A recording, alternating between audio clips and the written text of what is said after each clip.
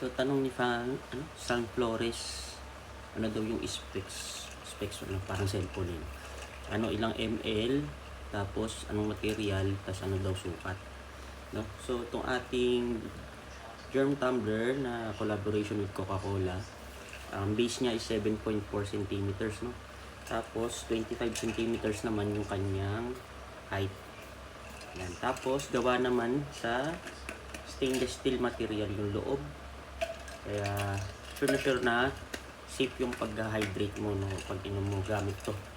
Then, sa capacity naman, meron tayong 580 ml. Itong hawak ko, 580 ml yan, or 19 ohms.